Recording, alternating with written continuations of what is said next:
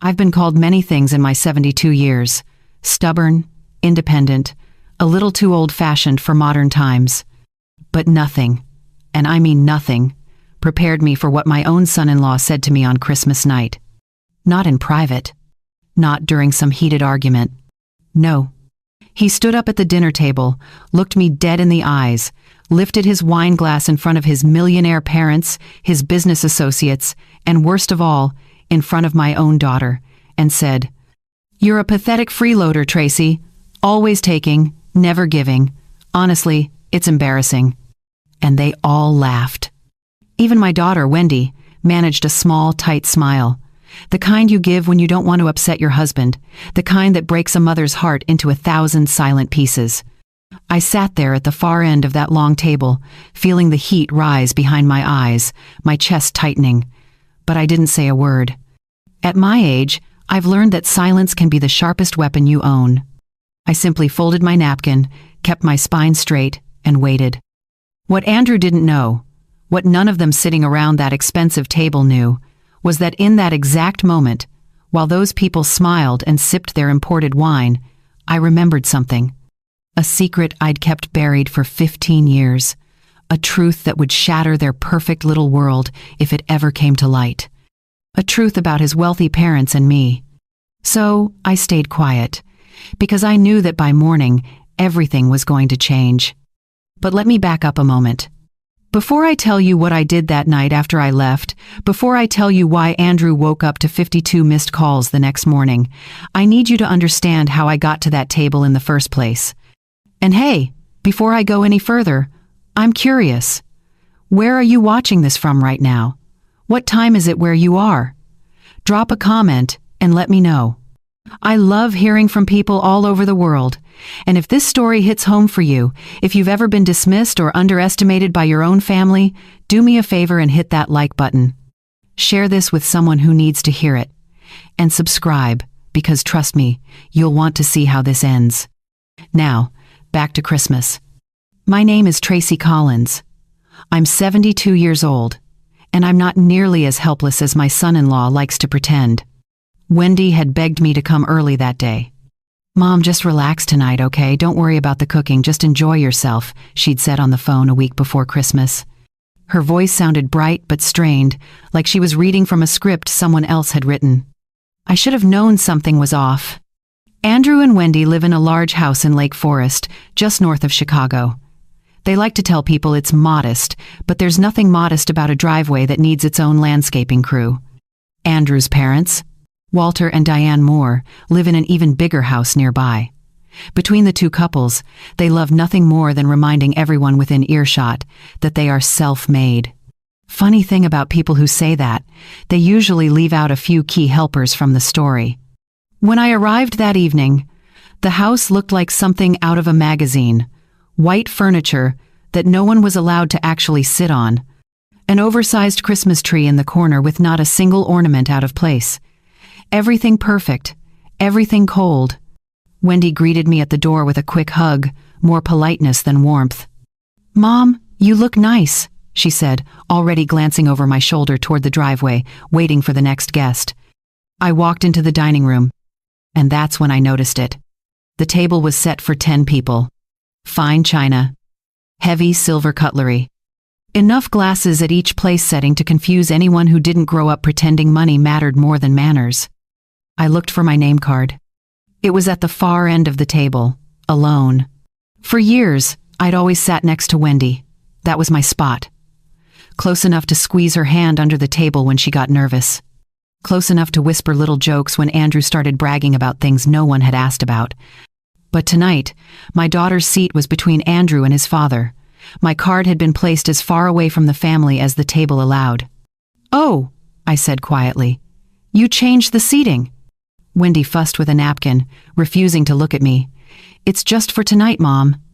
Walter wants to talk to Andrew about expanding the business, and it's easier if they're sitting together."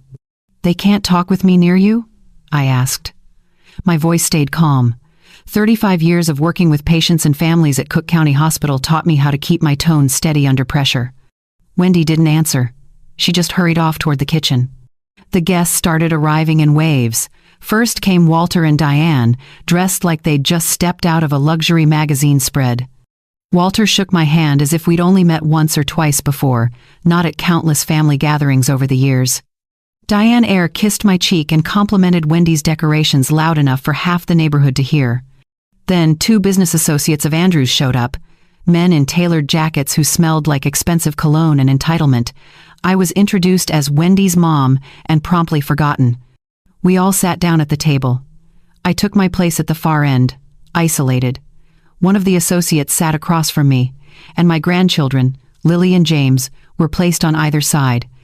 "Nana, sit by us," Lily said, her face lighting up when she saw me. "Maybe later, sweetheart," Andrew cut in smoothly. "We're keeping the seating as planned tonight." He gave me a tight little smile, as if we were sharing some inside joke.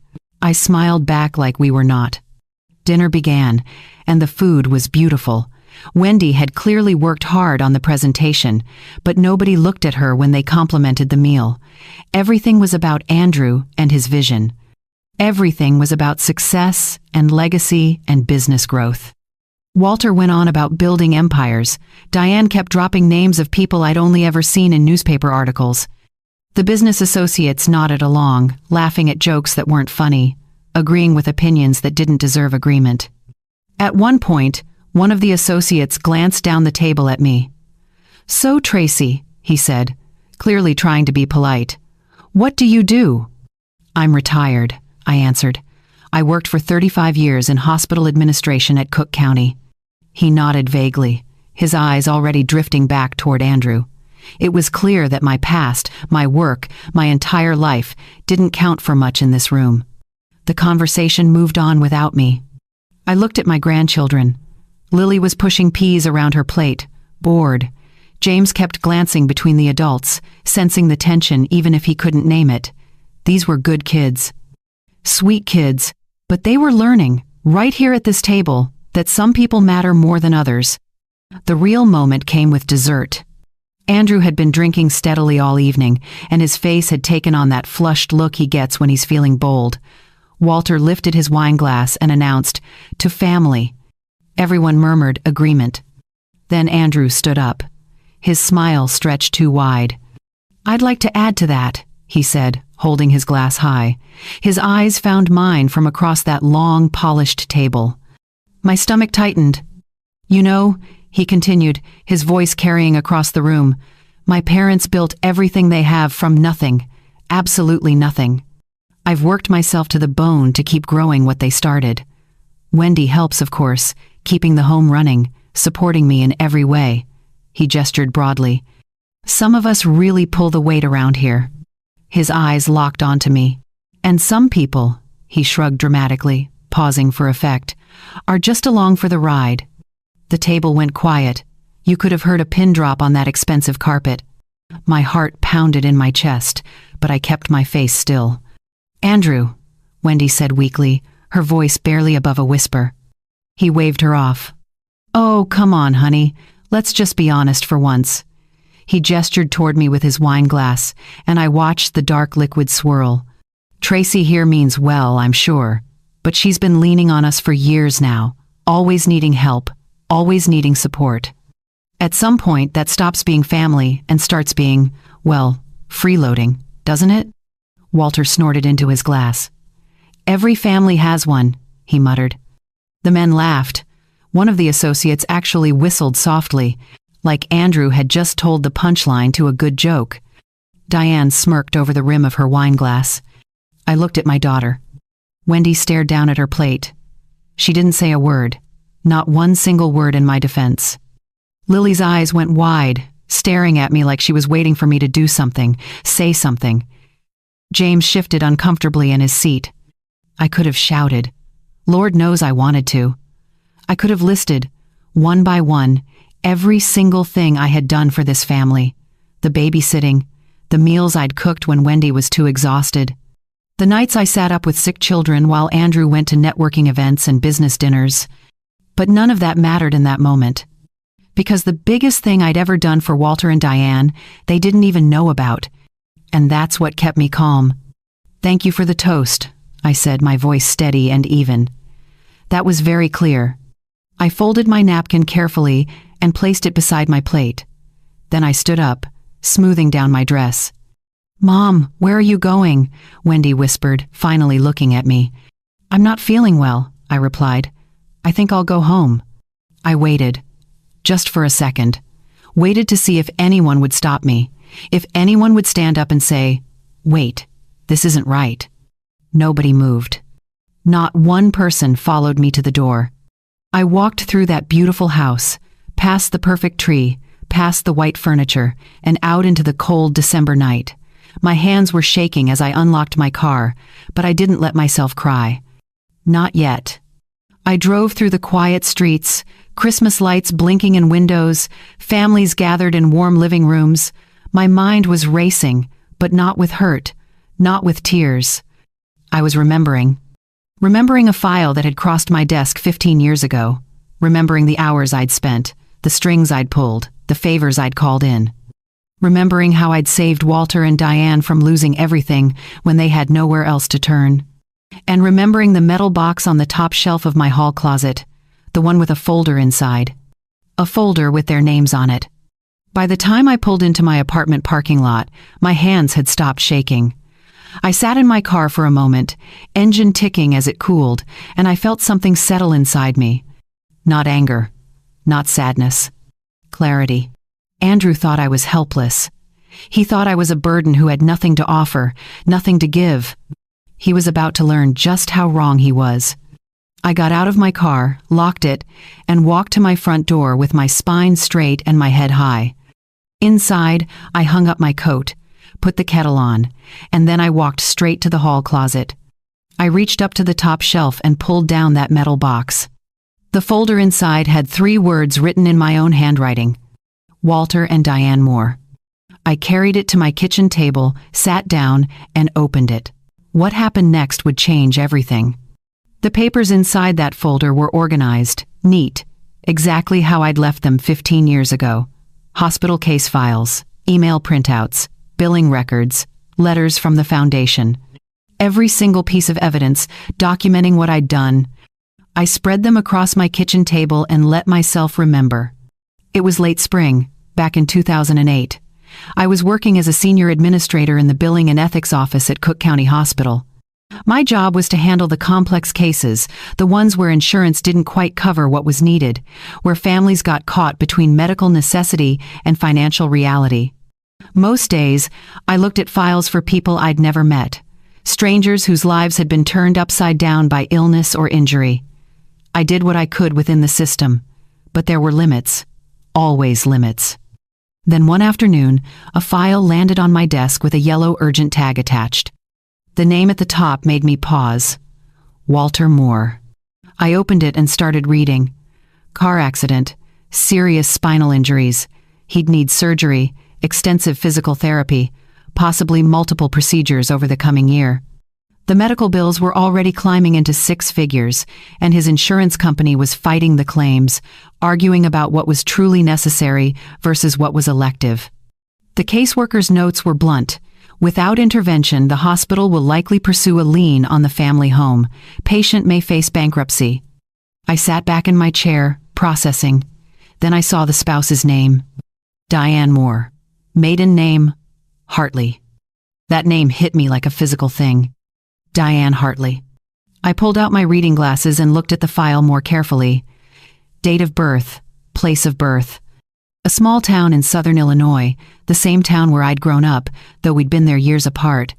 Her father was Richard Hartley. And just like that, I was 23 years old again, standing in my parents' tiny kitchen, watching my mother cry because we didn't have enough money to keep the house. My father had been out of work for 6 months. The bank was sending letters. We were 2 weeks away from losing everything. Then Richard Hartley had shown up at our door. He was a machinist, not a wealthy man, but he had some savings. He'd heard through the community grapevine that we were struggling. He knocked on our door one evening, hat in his hands, and told my father he'd like to help. No contract, he'd said. No interest. Pay me back when you can. Or don't. Either way is fine. My father had tried to refuse, but Richard wouldn't hear it.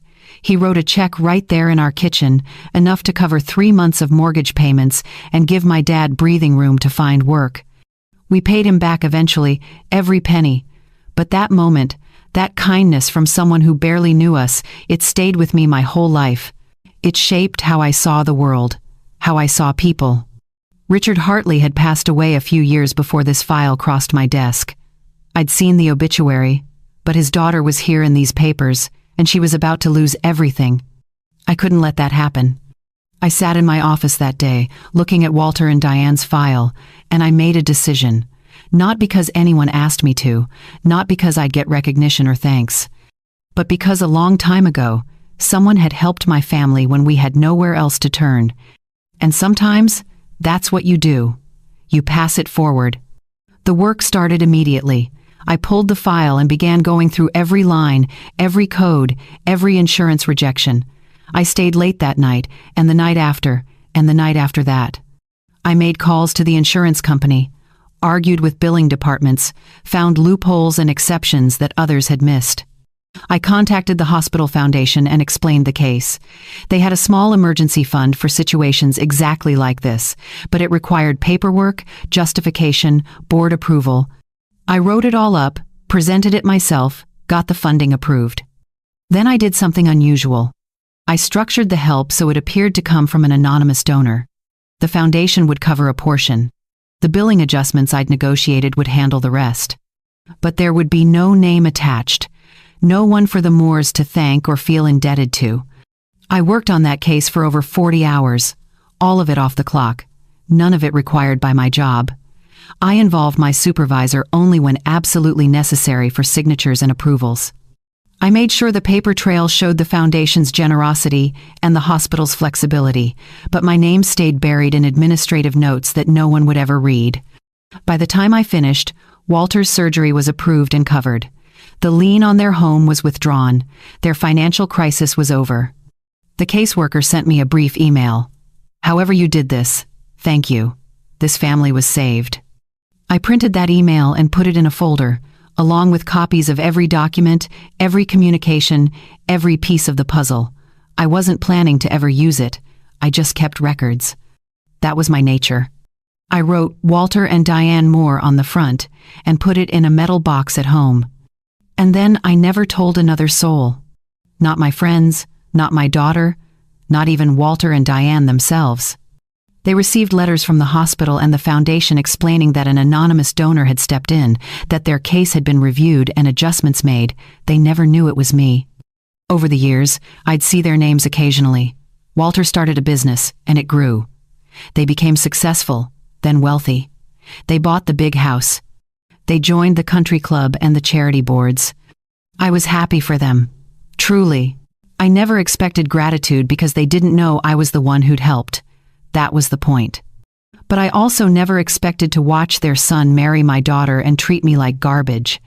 I never expected to sit at their Christmas table and be called a freeloader in front of people who owed me everything and didn't even know it.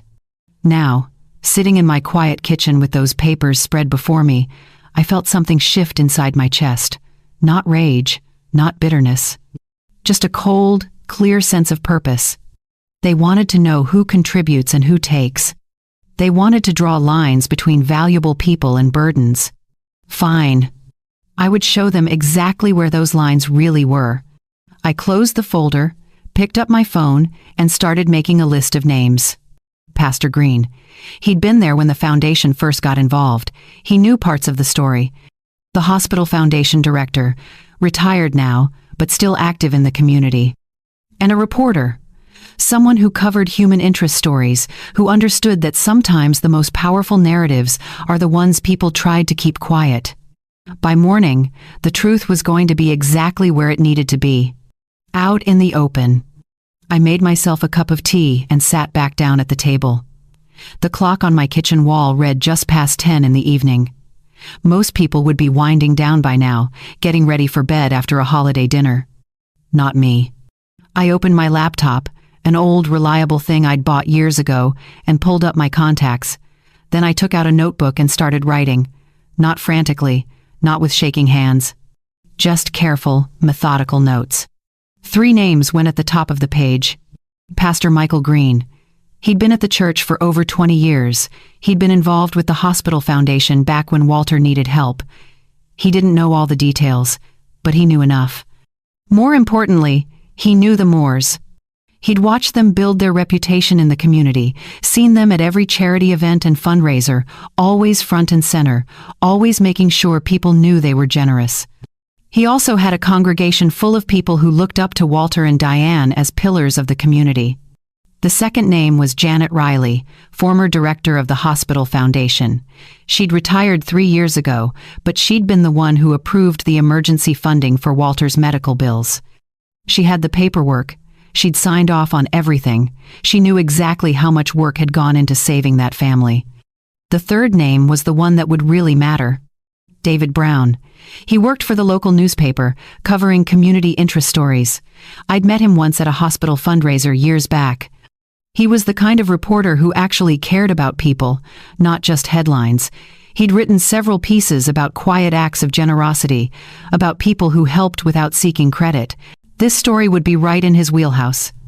I went through the documents one more time, organizing them into 3 neat stacks, one for Pastor Green, one for Janet, one for David. Each stack told the same story from a slightly different angle, but the core truth was there in black and white. The insurance denials, the billing crisis, the lien notice on their home, the foundation's emergency intervention, the administrative hours logged under my employee number, the follow-up reports showing the case resolved, and my handwritten notes from that time, documenting every phone call, every negotiation, every favor I'd called in to make it all work. I made copies of everything. My little home printer hummed away for nearly 30 minutes, spitting out page after page. I organized each set into a folder, wrote names on the tabs, and set them in a row on my table.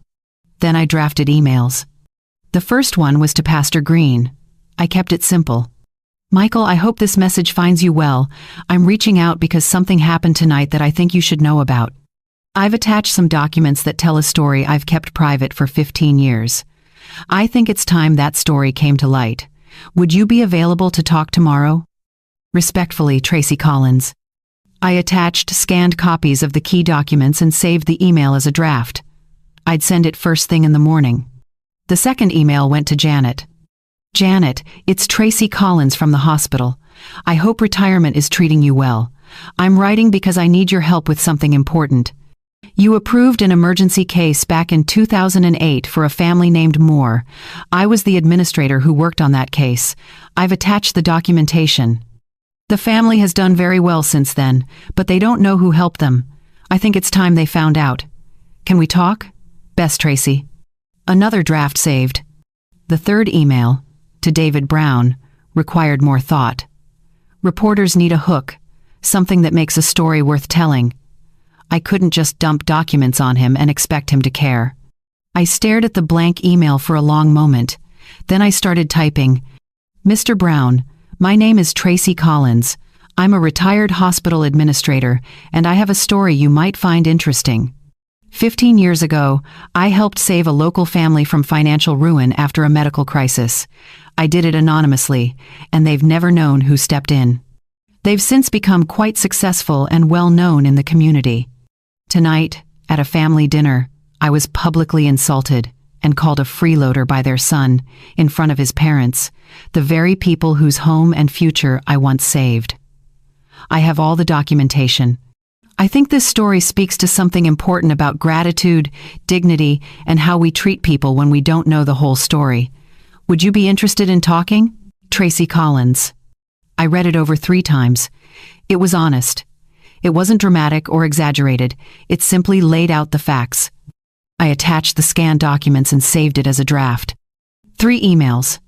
3 people who could help the truth find its way into the light. I wasn't looking for revenge in the traditional sense. I wasn't trying to hurt anyone. But I also wasn't going to let them keep treating me like I was worthless, like I'd never contributed anything, like I was some burden they had to carry.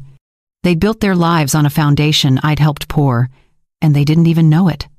Now they would. I closed my laptop and looked at the 3 folders sitting on my table. Tomorrow morning, I'd send those emails.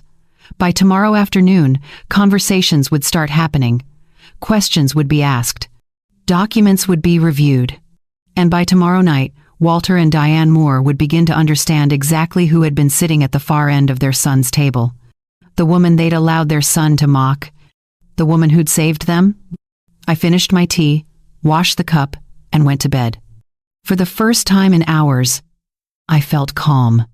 Tomorrow, the truth would start moving. And once truth starts moving, nothing can stop it. I woke up at 6 the next morning, which is early even for me. The sun hadn't come up yet, and the apartment was quiet except for the hum of the refrigerator. I made coffee, got dressed, and sat down at my kitchen table. The 3 folders were still there, exactly where I'd left them. The emails were still saved as drafts on my laptop. I opened the computer and stared at the screen. This was the moment. Once I hit send, there would be no taking it back. The truth would be out there, moving through the world, touching lives, changing things. My finger hovered over the mouse. Then I thought about Andrew's face last night, that smug smile, the way he gestured at me with his wine glass like I was some kind of exhibit he was showing off to his friends. Pathetic freeloader. I clicked send on all 3 emails. The whoosh sound of each one leaving my inbox felt final, permanent. Like closing a door I'd kept propped open for 15 years. I sat back and sipped my coffee, waiting. Pastor Green called at 8:30. "Tracy." His voice came through the phone, warm but serious. "I just read your email, all of it." "Good morning, Michael," I said calmly. "I had no idea." He continued, "I knew the foundation had helped the Moores back then. I knew there was an anonymous donor involved, but I never knew it was you. Why didn't you ever say anything?" "Because it wasn't about recognition," I told him. "They needed help. I was in a position to give it. That should have been the end of the story." There was a pause on the line.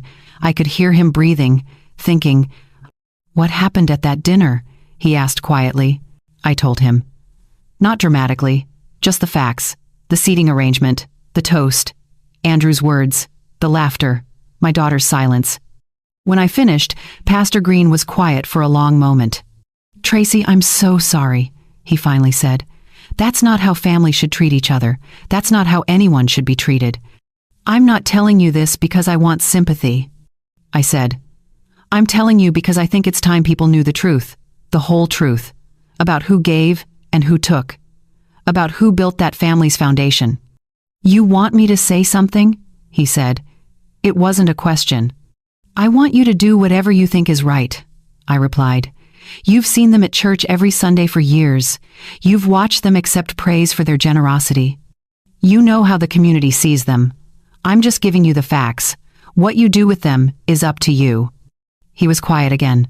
I could almost hear the wheels turning in his mind. "The Moores will be at service on Sunday," he said slowly. "They always are." "I know. If this comes out, it's going to be difficult for them. For Andrew especially." "Yes," I agreed. "It will be. But they should know," he continued, his voice growing firmer. "The community should know. We talk all the time about gratitude and humility and honoring those who help us.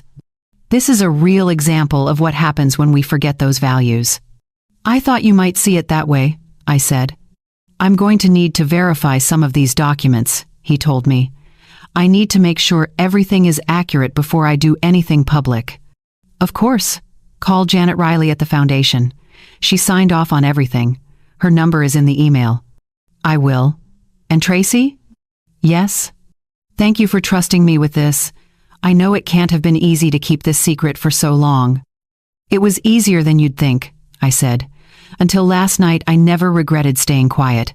But there's a difference between being humble and letting people walk all over you." "There certainly is," he agreed. We talked for a few more minutes. He told me he'd reach out to Janet, review the documents carefully, and think about how best to address this. He didn't make any promises about what he'd do, but I could hear in his voice that something had shifted. He'd seen the Moores one way for years. Now, he was seeing them another way. Truth has a way of doing that. After we hung up, I sat at my table and waited. My phone was silent for about an hour. Then Janet Riley called. "Tracy Collins," she said when I answered. I haven't heard that name in years. Michael Green just called me asking about the Moore case from 2008. I imagine he did, I said. Why now? She asked directly. Why bring this up after all this time? So I told her too. The dinner, the insult, the laughter. When I finished, she let out a long breath. Those ungrateful people, she said, anger sharp in her voice. Do they have any idea what you did for them? No, I said simply. But they're about to. Good, Janet said firmly. I'm sending Michael every document we have. Copies of everything. Time logs, approval forms, funding records, the whole file. If he wants to tell this story, I want to make sure he tells it right. Thank you, Janet. Don't thank me. You saved that family. The least the world can do is know about it. After we hung up, I sat in my quiet apartment and watched the morning sun come through my window. 2 down, 1 to go. And then the real show would begin. David Brown from the newspaper called me just before noon. Mrs. Collins, he said, and I could hear papers rustling in the background. I read your email. Twice, actually. This is quite a story. It's all documented, I told him. I can see that. These scans are very thorough. Hospital records, foundation approvals, billing adjustments. You kept everything. I worked in administration for 35 years, Mr. Brown. Keeping records was part of my job. May I ask you something directly? His voice shifted, becoming more careful. What do you want to happen here? Are you looking for an apology? Public recognition? What's the goal? It was a fair question. A good reporter would ask it. I want the truth out there, I said simply. For 15 years, I've watched this family build their reputation on a foundation they don't even know exists. I've watched them accept praise for being self-made, for pulling themselves up without help. And that would be fine. Except last night they made it very clear what they think of people who need support. They made it clear what they think of me. The freeloader comment. Yes. He was quiet for a moment. This is going to be a difficult story for them, especially if it goes public. The truth often is, I replied. Give me a day to verify the details and reach out to some sources. If everything checks out, I'd like to run this as a feature. Would you be willing to be interviewed? If necessary, yes. I'll be in touch. After he hung up, I looked at the clock. It was 12:15.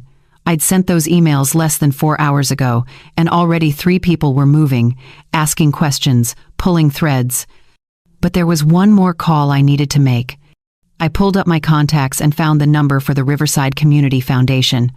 Walter Moore sat on their board.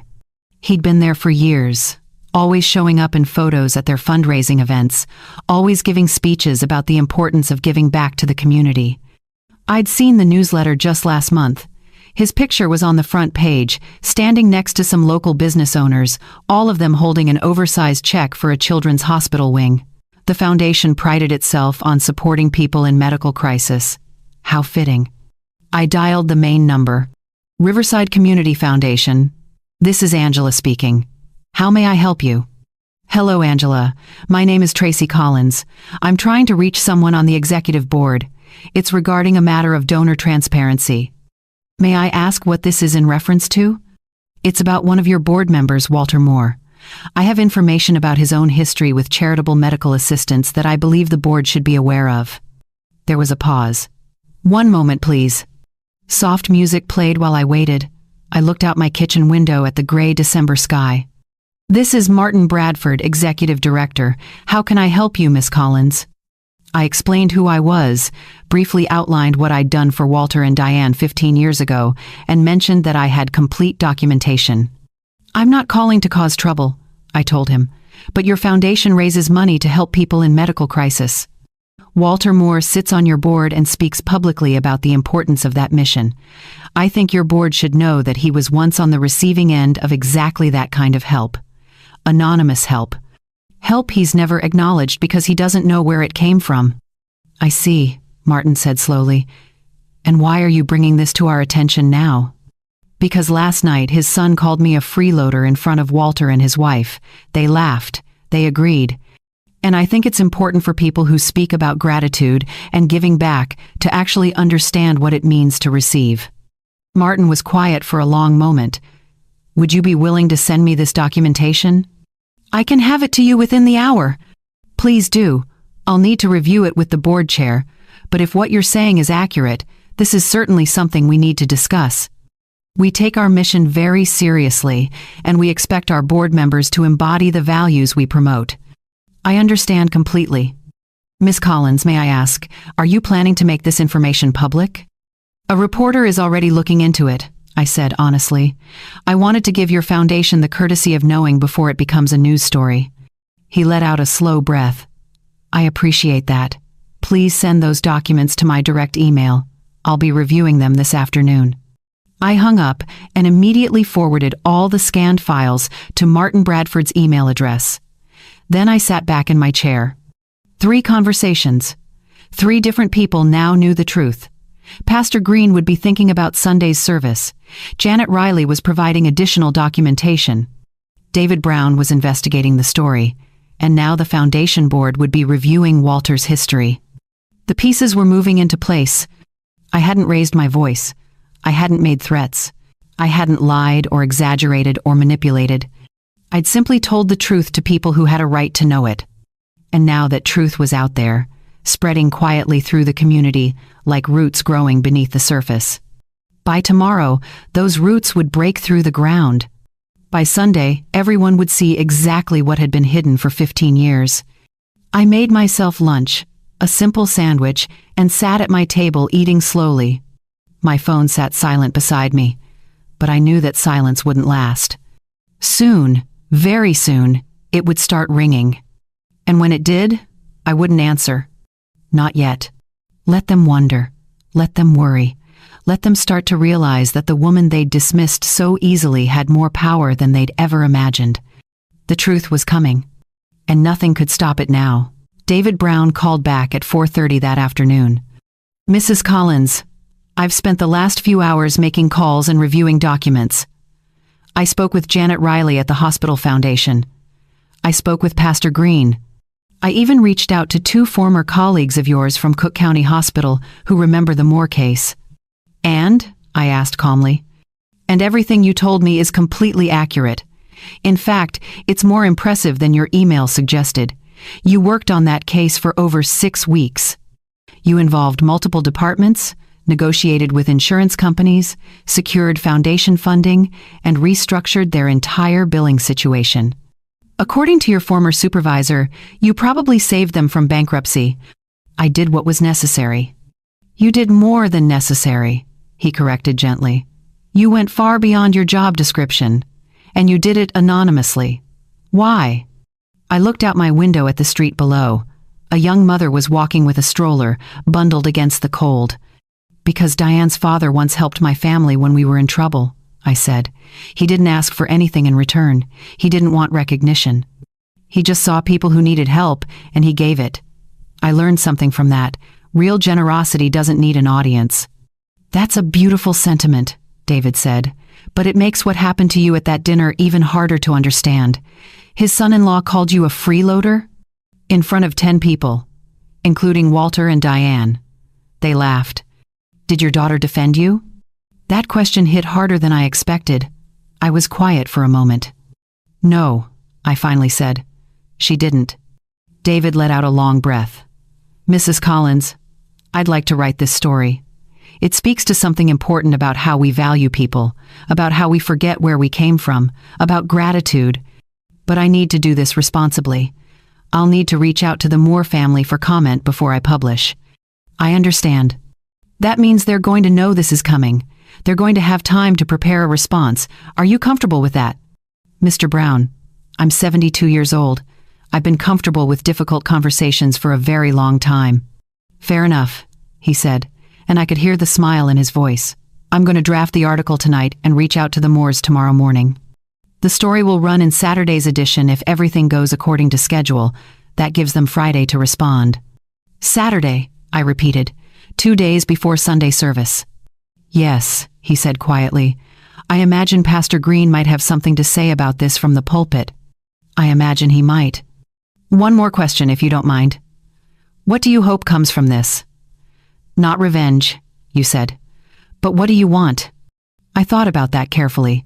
It was the same question he'd asked earlier, but now it felt more important, more final.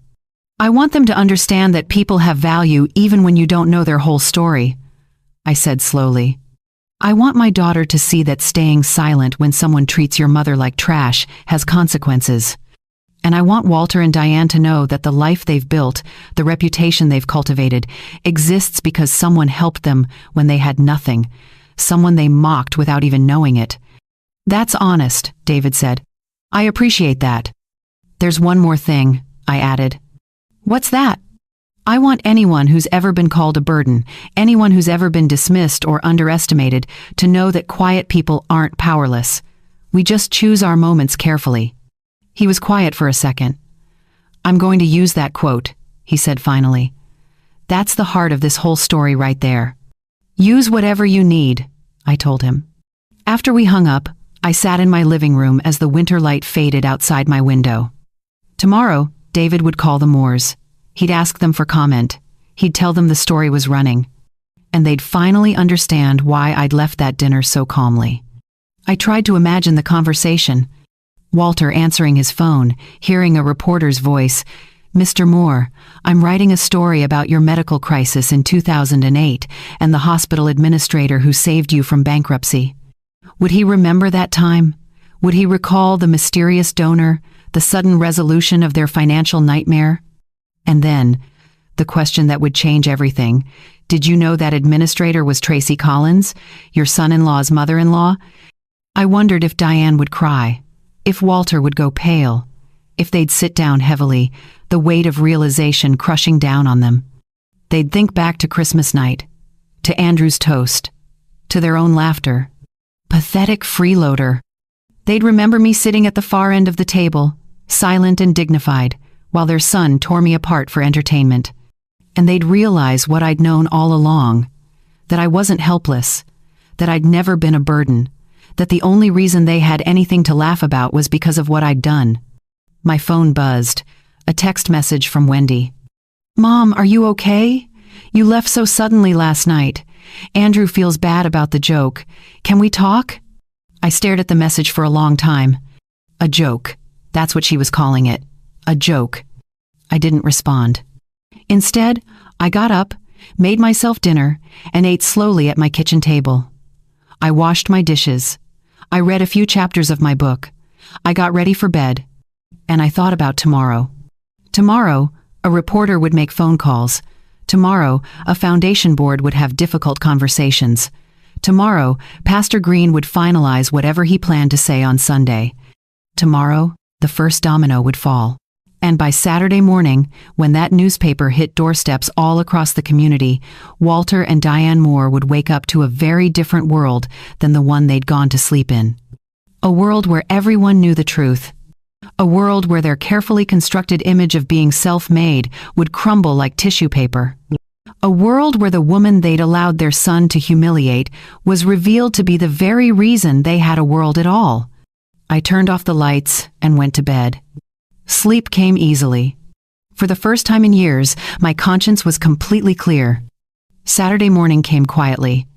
I woke up early, made my coffee, and sat at my kitchen table with the newspaper I'd picked up from the lobby downstairs. It was 6:30 in the morning, and the winter sun was just starting to lighten the sky.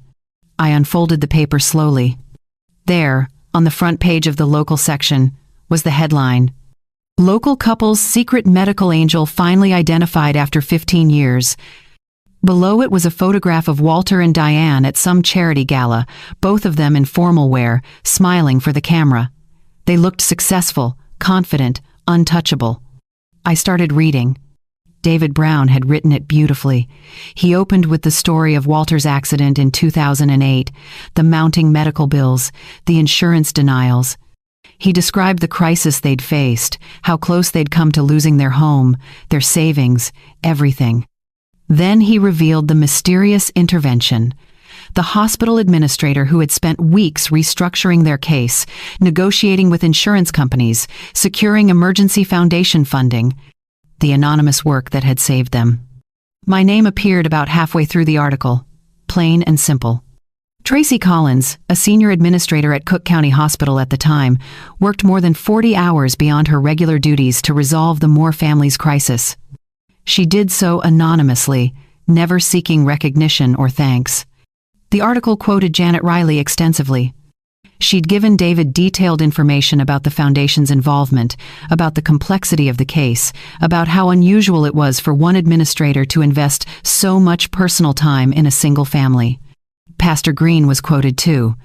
Tracy Collins embodies the kind of quiet generosity that builds communities. She helped when no one was watching, expecting nothing in return. That's the purest form of giving. And then, near the end, came the part that would hurt. According to multiple sources, this connection recently came to light following an incident at a holiday dinner where Mrs.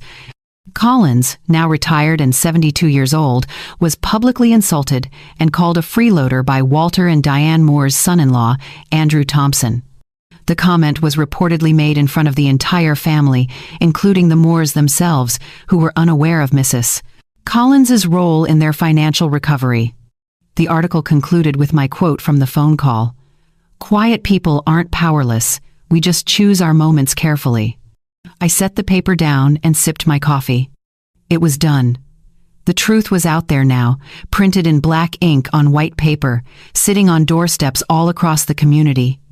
My phone started ringing at 7:15. The first call was from my friend Denise. "Tracy, have you seen the paper?" "I have." "Oh my Lord. Everyone's going to be talking about this, the whole neighborhood. I'm bringing it to book club on Tuesday, you know that, right?" "I figured you might." The calls kept coming. Friends I hadn't spoken to in months, former co-workers from the hospital, people from church. Everyone wanted to know if it was true, if I was okay, what the family had said. I answered some calls and let others go to voicemail. At 8:30, Wendy called. I stared at her name on the screen for 3 rings before I answered.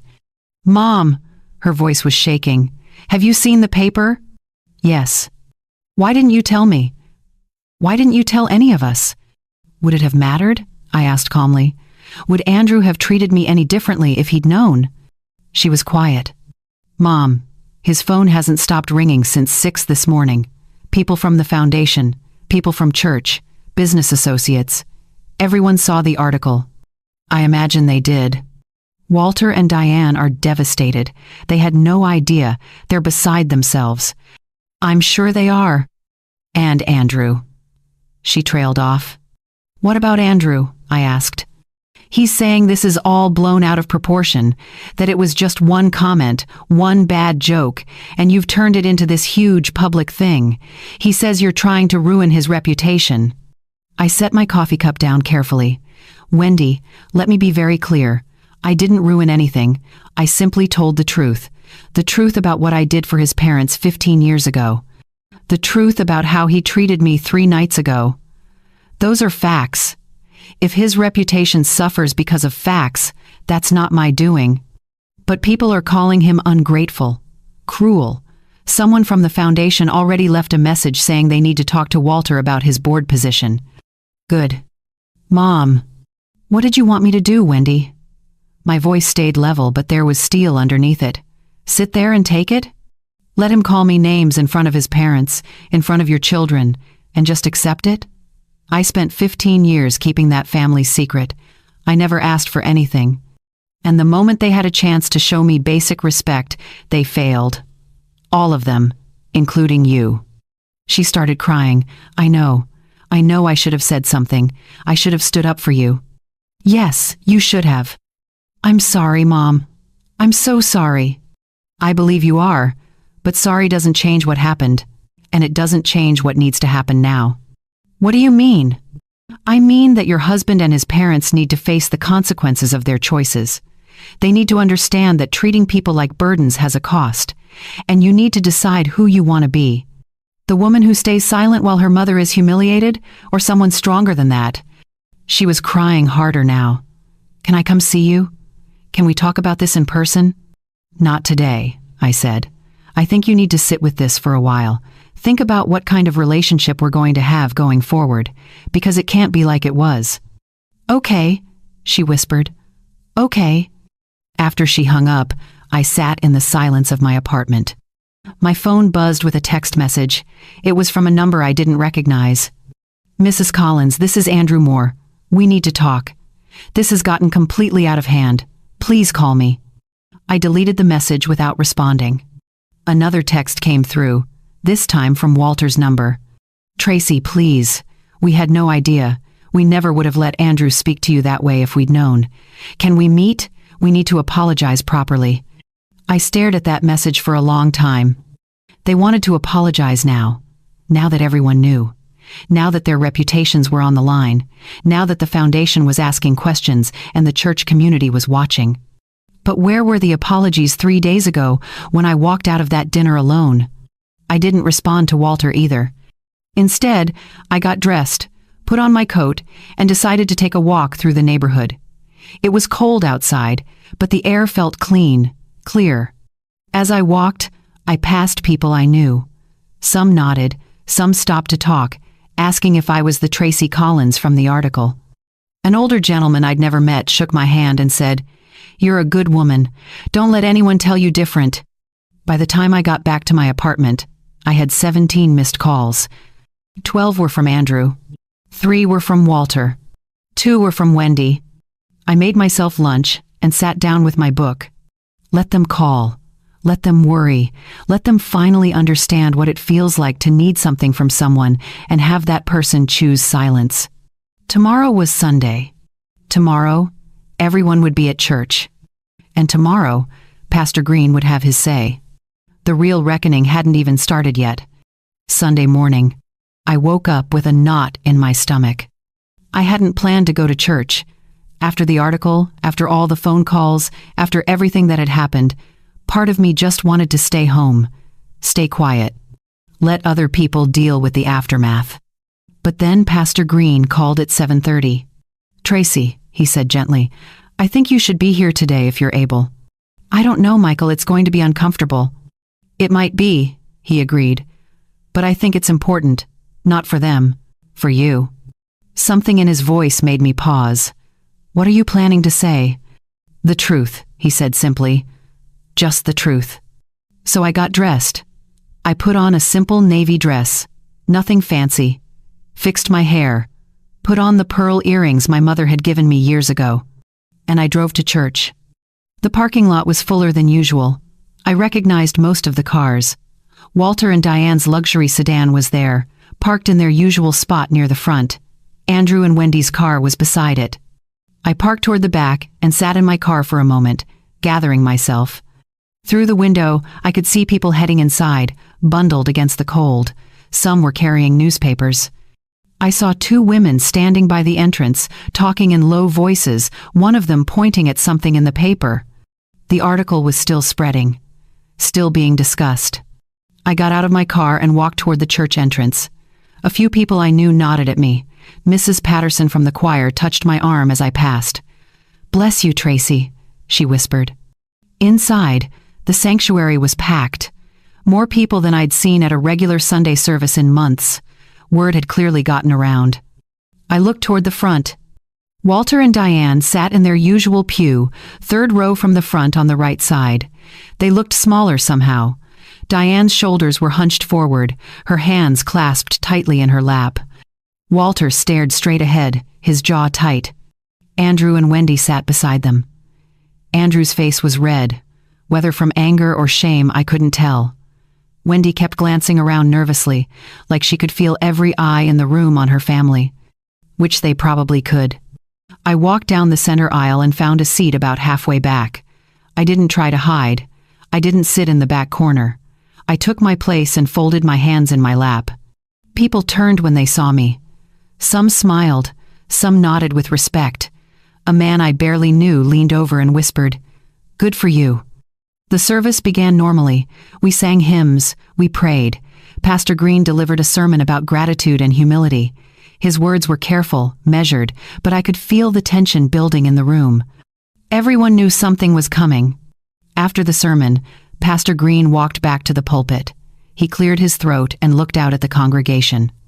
"Before we close today," he said, his voice carrying through the sanctuary, There's something important we need to acknowledge as a community." The room went completely still. Many of you read yesterday's article about a family in crisis and the person who helped them anonymously 15 years ago. That family is part of this church. That helper is also part of this church. He looked directly at me. "Tracy Collins, would you please stand?" My heart jumped into my throat. I hadn't expected this.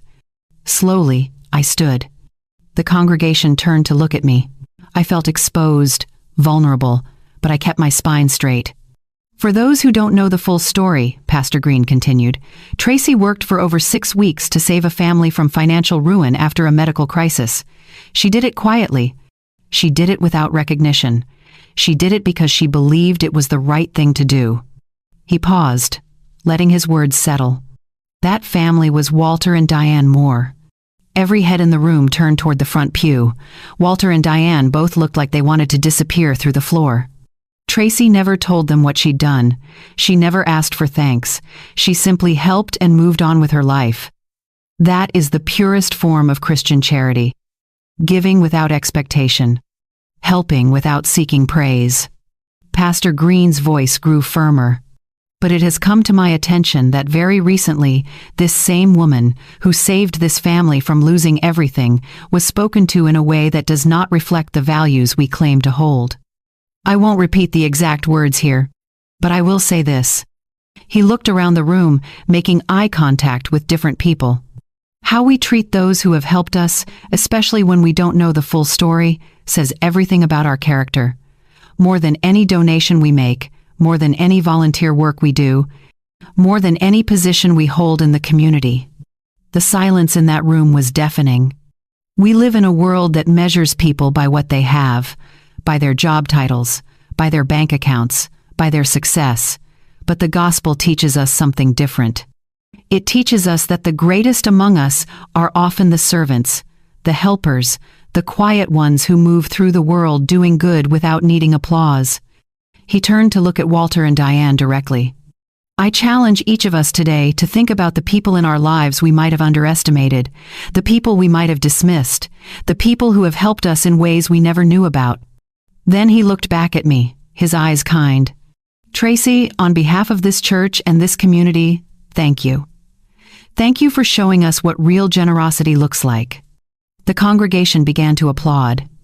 It started slowly, just a few people, but then it spread through the sanctuary like a wave. People stood. The applause grew louder. I felt tears sting my eyes, but I blinked them back. I nodded, acknowledging the moment, and then I sat down. The service ended a few minutes later. As people filed out, a crowd formed around me immediately, hands reaching to shake mine, people hugging me. Someone I'd never met told me, "My sister was helped by the hospital foundation years ago. People like you make a real difference." An older woman squeezed my hand. "Don't you let anyone make you feel small ever again." Through the crowd, I could see Walter and Diane standing near their pew. They weren't moving toward the exit. They were waiting. Andrew stood beside them, his face a mixture of shame and anger. Wendy had tears running down her cheeks. When the crowd around me finally thinned, Walter and Diane approached slowly. Walter stopped a few feet away from me. His voice came out hoarse. "Tracy, why didn't you tell us?" I looked at him calmly. "Because it wasn't about me, Walter. You needed help. I could provide it. That should have been the end of the story." Diane's eyes filled with tears. "We let our son talk to you like..." She couldn't finish the sentence. "You did more than let him," I said quietly. "You laughed. You agreed. You made me feel like I was exactly what he called me." Walter swallowed hard. "We had no idea that you had ever done anything for us, if we'd known." "That's exactly the problem," I interrupted gently. "You treated me like a burden because you didn't know my value, but people have worth even when you don't know their whole story. That's what you failed to understand."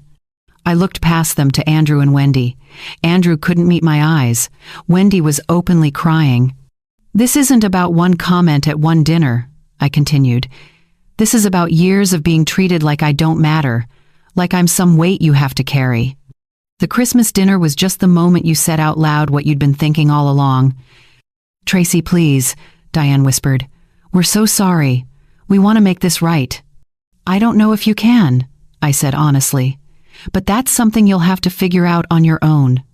I picked up my purse and walked past them toward the exit.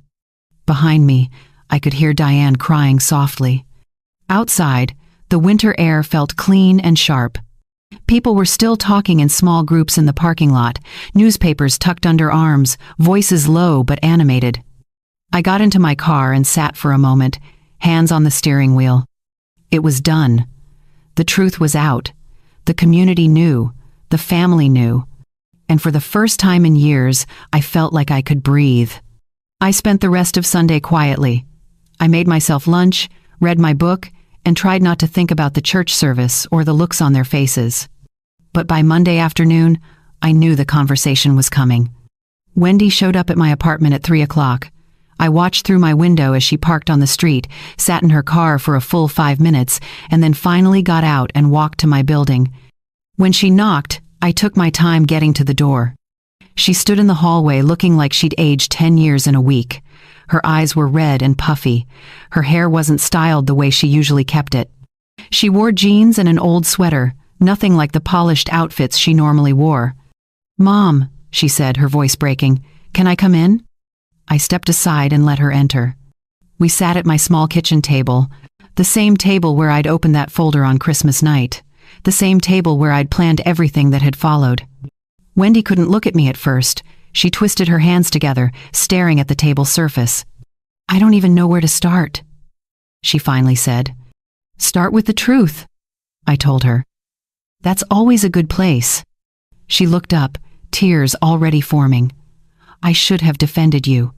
At that dinner, when Andrew said those horrible things, I should have stood up and told him he was wrong." "Told everyone he was wrong?" "Yes, you should have." "I was afraid," she whispered. "Afraid of making a scene, afraid of embarrassing Andrew in front of his parents and their guests, afraid of the fight we'd have later if I contradicted him. So you chose him over me." "I chose the easy path," she said, wiping her eyes. "I chose not to make waves, and I let my husband tear you down in front of our children, in front of everyone, and I said nothing. I let her words hang in the air." "Do you know what that felt like?" I asked quietly. Sitting at that table, hearing those words, and looking at my own daughter for help, only to see her look away? Wendy started crying harder. "I'm so sorry, Mom. I'm so sorry. I've thought about that moment every single day since. Every time I close my eyes, I see your face. The way you stayed so calm.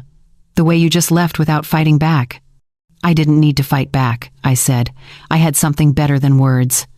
"The truth," she whispered. "Yes, the truth." She pulled a tissue from her purse and dabbed at her eyes. "Andrew is furious. He says you've ruined his reputation, that you've made him look ungrateful and cruel to the entire community." "I didn't make him look like anything," I said firmly. "I simply revealed what was already there. His words, his actions, his character. His parents are devastated. Walter stepped down from the foundation board yesterday. Diane hasn't left the house since Sunday. They keep saying they had no idea, that they never would have laughed if they'd known. But they didn't know," I pointed out. "And that's exactly the problem, Wendy. They treated me poorly because they didn't think I had value. Because they assumed I was exactly what Andrew called me. A burden, someone taking and never giving.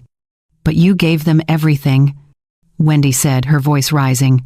"You saved them. You spent weeks working on their case. You pulled strings and called in favors and fought for them, and they never even knew." "That's right.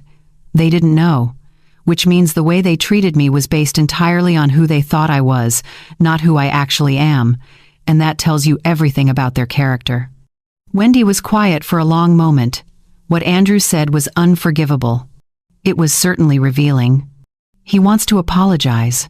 He's been calling you non-stop." "I know. I've deleted every message." "Mom, please. He knows he messed up. He's sorry." I looked at my daughter. Really looked at her. "Wendy, let me ask you something. Is Andrew sorry for what he said? Or is he sorry that everyone found out what kind of person he really is?" She opened her mouth, then closed it. She couldn't answer. "That's what I thought," I said gently.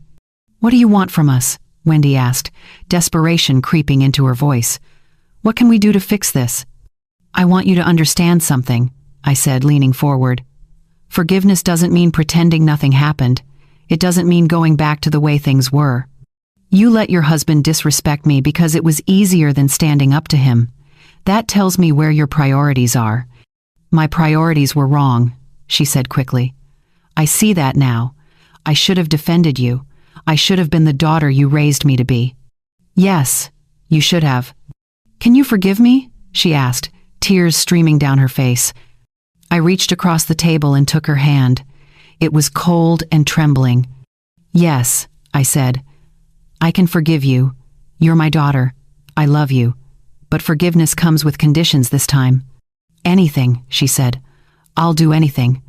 I need to know that you'll stand up for me going forward, even when it's uncomfortable, even when it costs you something. I need to know that the next time someone disrespects me, whether it's your husband or anyone else, you'll speak up." "I will. I promise I will. And I need you to understand that my relationship with Andrew is over. He made his opinion of me very clear. I don't need his apologies. I don't need his explanations. I'm done with him." Wendy nodded slowly. "I understand." "As for Walter and Diane," I continued, "they can live with the consequences of their choices. They spent years building a reputation on a foundation they didn't even know existed. Now everyone knows the truth. That's not punishment. That's just reality catching up. They want to see you. To apologize properly." "Maybe someday," I said, "but not now. Right now they need to sit with what they've done. They need to understand that respect isn't something you give only after you know someone's value. It's something you give because every person deserves it." Wendy squeezed my hand. "You're so much stronger than I ever realized." "I've always been strong," I said quietly. "You just weren't paying attention." She stayed for another hour. We talked about what came next, about boundaries and expectations, about how she was going to handle things with Andrew. "He's changed since the article came out," she admitted. "People have been avoiding him. Business contacts are suddenly too busy to meet. The charity events we usually attend, we're not getting invitations anymore. That's what happens when people see who you really are." "He blames you." "Of course he does. It's easier than blaming himself." When Wendy finally left, she hugged me tightly at the door. "I love you, Mom, and I'm going to be better, I promise." "I hope so, sweetheart. I really do." After she left, I sat in my quiet apartment and felt something settle in my chest. The confrontation was done. The truth was spoken. The terms were set. Now came the aftermath. And I had a feeling that was going to be the most satisfying part of all. The consequences for Andrew came faster than I expected. By Tuesday, Wendy called to tell me that 2 of Andrew's biggest business clients had pulled their accounts. They didn't give detailed explanations. Just polite emails about going in a different direction and reassessing their partnerships. By Wednesday, the country club where Andrew played golf every weekend sent a letter. Something about membership review and community standards. Walter's membership was also under scrutiny. By Thursday, Andrew's name was quietly removed from the charity gala committee he'd been so proud to serve on. The interesting thing about reputation is that it takes years to build and only days to lose. Andrew had spent his entire adult life crafting an image, successful, generous, a pillar of the community, just like his father. But images are fragile things, and once people see the truth underneath, they can't unsee it. My friend Denise kept me updated on the neighborhood gossip. She'd call every evening with new developments. "Tracy, you won't believe what happened at the grocery store today," she said on Thursday night. "I saw Diane Moore in the produce section. She looked right at me and then turned and walked the other way. Actually walked away rather than talk to me." "People are embarrassed," I said. "They should be. Everyone's talking about it. Karen Lewis told me that she'd always thought Andrew was arrogant, but never said anything because Walter and Diane were so well connected. Now she wishes she'd spoken up years ago." "That's how it works," I replied. "When someone powerful falls, suddenly everyone remembers all the little things they overlooked." The calls kept coming throughout the week. Former co-workers from the hospital reached out to tell me they'd always known I was special. Neighbors I barely spoke to stopped me on the street to say they'd read the article and were inspired by my story. Even Lily and James called me. Wendy let them use her phone on Friday evening.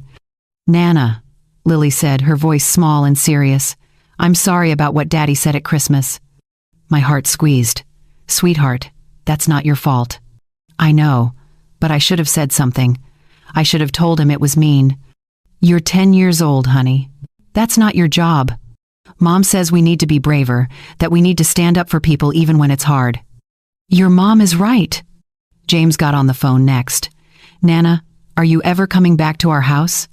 I paused, choosing my words carefully.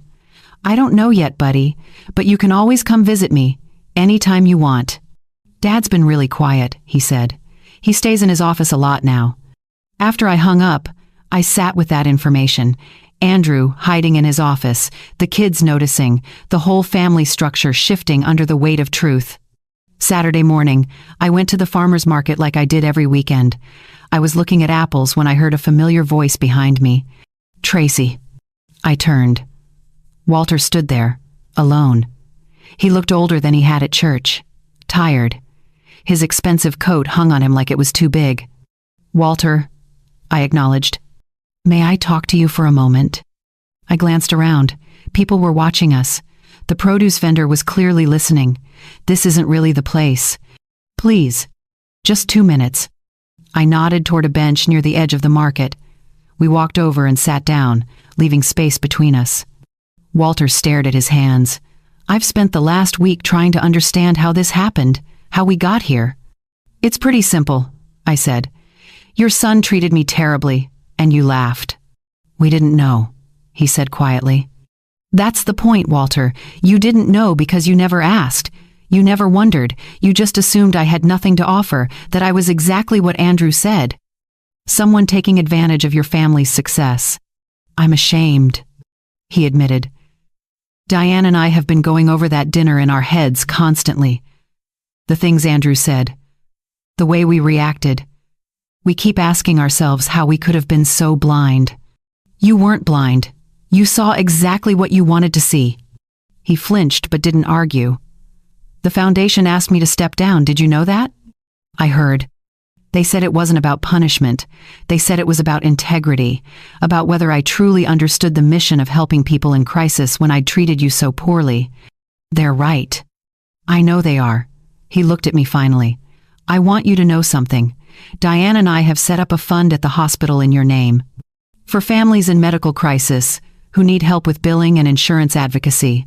We're funding it for the next 10 years. I was surprised, but I kept my face neutral. "That's generous." "It's the least we can do.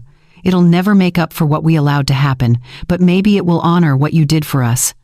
"Walter, if you're doing this to repair your reputation, it won't work." "I'm doing it because it's right," he said firmly. "Because you saved us, and we let our son mock you for it.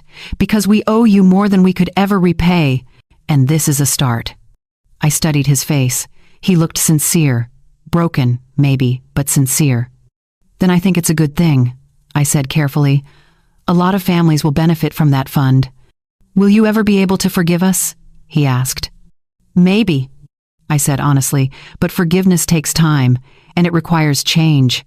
Real change, not just donations and public gestures, but actual shifts in how you see people and treat them." "We're trying," he said. "Diane barely sleeps. She keeps saying she can't believe she let this happen, that she should have known better." "She should have." He nodded, accepting the weight of those words. "And Andrew? What about him? Will you ever speak to him again?" I looked out at the market, at people shopping for vegetables and bread, living their normal Saturday lives. "I don't know," I said. "That's up to him. If he truly understands what he did wrong and changes, maybe. But I'm not holding my breath." Walter stood slowly. "Thank you for talking to me. I know I don't deserve your time." "You're right, you don't. But I gave it to you anyway. That should tell you something about who I am." He nodded, understanding. "It does. It tells me everything we should have known 15 years ago." He walked away, shoulders hunched against the November cold. I sat on that bench for a while longer, watching the market bustle around me. The truth was out. The consequences were real. Andrew's perfect life was crumbling. Walter and Diane were facing their failures.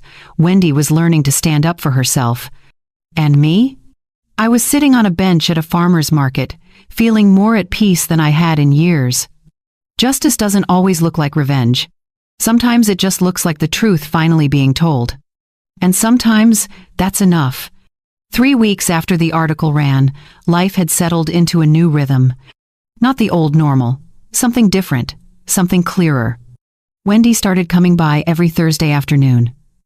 We'd have tea and talk, really talk, without Andrew hovering in the background or his parents' expectations weighing on every word. She told me about the changes happening in her marriage, how Andrew was going to therapy now, how he was beginning to understand the damage his arrogance had caused. "He's different," she said one Thursday.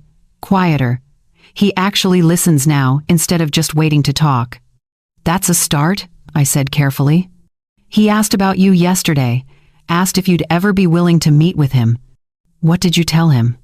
"I told him that's not my decision to make, that he hurt you, and you get to decide if and when you're ready to hear from him." I nodded. "Good answer." She smiled a little. "I'm learning. Slowly, but I'm learning." The truth was, I didn't know if I'd ever sit down with Andrew. Part of me felt like the lesson had already been taught. He'd called me a freeloader in front of everyone, and now everyone knew who had actually been doing the taking. That might be enough. But another part of me, the part that had raised a daughter and worked with struggling families for 35 years, knew that people could change. Sometimes, if they truly wanted to. I just wasn't sure Andrew wanted to badly enough yet. The consequences for him continued to pile up. His business had lost nearly 40% of its client base. The networking groups he'd been part of had quietly stopped including him in meetings. Even his golf buddies had become suddenly busy whenever he called. Walter and Diane's world had shifted too. The charity circuit that had been their social foundation had become uncomfortable. People were polite, but the warmth was gone. The automatic invitations had stopped coming. Their name still carried weight, but now it carried questions too. The fund they'd set up in my name was real, though. Janet Riley called to tell me about the first family who'd received help, a young mother whose husband had been injured at work. The kind of case that could destroy a family financially. "They're going to be okay because of this fund," Janet said. "Because of you." "Because of Walter and Diane's donation," I corrected. "No," Janet said firmly, "because you showed them what real generosity looks like 15 years ago. This fund exists because of that example. Don't diminish your role in this." I suppose she was right. One Saturday afternoon in early December, I was at my kitchen table working on a puzzle when someone knocked on my door. I looked through the peephole and was surprised to see Andrew standing there. Alone. I opened the door but didn't invite him in. "Andrew." "Tracy." He looked terrible. He'd lost weight. There were dark circles under his eyes. His expensive coat looked wrong on him now, like a costume that didn't fit anymore. "I know I don't have any right to be here. Wendy doesn't even know I came. But I needed to talk to you." "So talk." He shifted uncomfortably in the hallway. "Can I come in?" "No," I said simply. "You can say whatever you need to say from right there." He swallowed hard, nodded. "Okay. Fair." He took a breath. "I came to apologize. Not because people are watching or because it'll fix my reputation. I came because what I said to you at that dinner was wrong.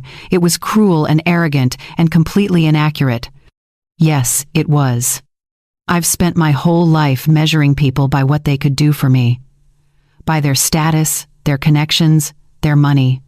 I looked at you and saw someone who didn't fit into my world, so I decided you didn't have value. "That's an honest assessment," I said. "I was wrong. You had more value than anyone at that table, and I was too blind to see it. Too stupid. Too caught up in my own ego." I leaned against the doorframe, arms crossed. "Andrew, I appreciate the apology, but I need to know something. Are you sorry for what you said, or are you sorry for what it cost you?" He looked at me for a long moment. 3 weeks ago, I would have said I was sorry for what it cost me. That would have been the honest answer. But I've had a lot of time to think. To really think about the person I've become. And the truth is, I'm sorry for both. I'm sorry I hurt you, and I'm sorry I'm the kind of person who would do that in the first place. That's more honest. I can't undo what I said. I can't take back that night. But I want you to know that I'm trying to be different, better. I'm in therapy. I'm working on understanding why I treat people the way I do. Why I need to feel superior all the time. Good, I said. You should do those things, not for me, but for yourself, and for Wendy and those kids. Will you ever forgive me?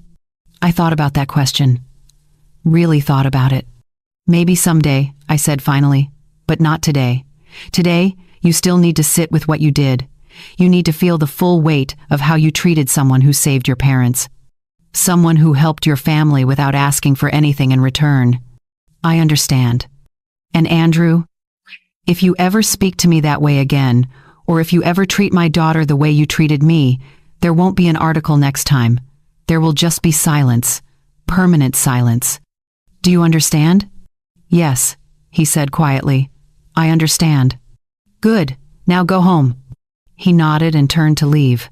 Then he stopped. Thank you for listening. I know I didn't deserve even that. No, I agreed. You didn't. I closed the door and went back to my puzzle. Later that evening, as the sun set over the city, I sat in my favorite chair by the window with a cup of tea and thought about everything that had happened. 4 weeks ago, I'd sat at a Christmas dinner table and been called a pathetic freeloader. I'd been humiliated in front of wealthy people who thought they were better than me. People who thought their money and status made them important while I was just a burden. And now they knew the truth. Now the whole community knew what I'd done, who I really was, what I was capable of. I'd learned something important through all of this. Revenge doesn't have to be loud or dramatic. Sometimes the most powerful revenge is simply letting the truth speak for itself. I didn't need to yell or scheme or manipulate. I just needed to open a folder, make a few phone calls, and let facts do what facts do best. Tell the story exactly as it happened. The consequences had followed naturally. Andrew's reputation crumbled because people finally saw his character clearly. Walter and Diane faced embarrassment because their treatment of me was exposed. The community responded because they understood, instinctively, that gratitude matters. None of that was revenge. That was just accountability. I finished my tea and looked out at the city lights beginning to glow in the darkness. Somewhere out there, Andrew was probably still struggling with what he'd lost. Walter and Diane were probably still avoiding social events. Wendy was probably tucking the kids into bed and thinking about the mother she wanted to become. And me? I was exactly where I wanted to be, in my small apartment, surrounded by things I'd earned and paid for myself, with my dignity intact and my conscience clear. At 72 years old, I'd learned that the quietest people often carry the most power. We just choose our moments carefully. We wait, we watch, and when the time is right, we act. Not with anger, not with malice, just with truth. And sometimes, truth is the most devastating weapon of all. I stood up, rinsed my teacup, and got ready for bed. Tomorrow was Sunday. I'd go to church, sit in my usual spot, and hold my head high, because I had nothing to be ashamed of. Nothing at all. So let me ask you something. Have you ever been underestimated? Have you ever been dismissed by people who thought they were better than you? Have you ever kept quiet while someone tore you down, knowing that one day the truth would come out? If you have, drop a comment below. Share your story. Let other people know they're not alone. And if this story meant something to you, hit that like button.